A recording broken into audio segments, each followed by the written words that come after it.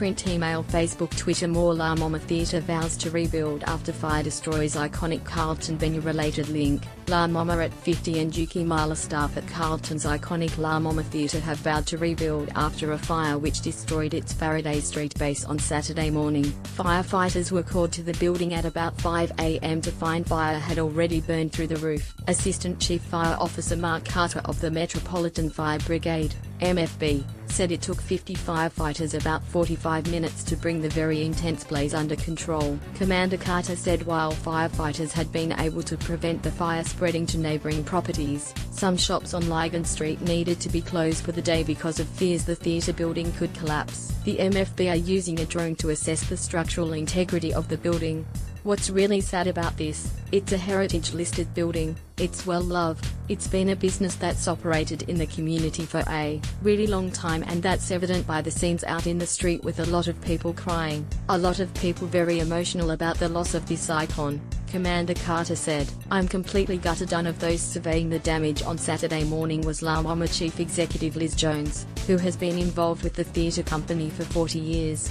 "The building is completely gutted, and I'm completely gutted," she said. For more than 50 years La Mama has produced cutting-edge contemporary theatre, with alumni including Kate Blanchett, Julia Zemiro, and David Williamson.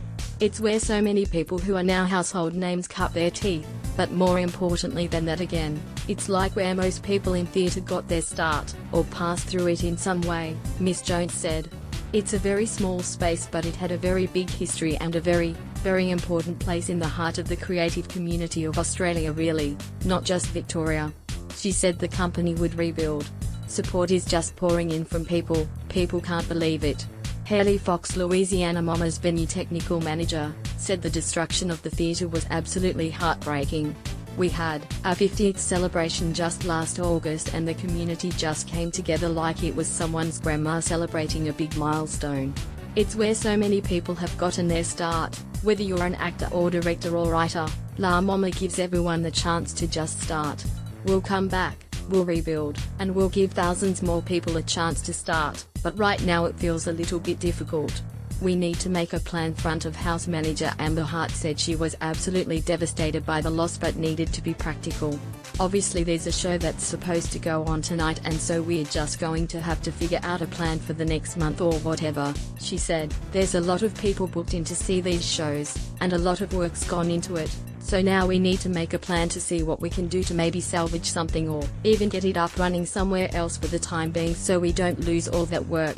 Ms. Hart said she had worked at La Mama for 10 years and the theatre was pretty much my life. "I see so many amazing things here and meet so many great people and see how much La Mama transforms them. It's like a big warm hug, so I look forward to getting back to that." No one was injured in the blaze. The cause of the fire has yet to be determined. Print, email, Facebook.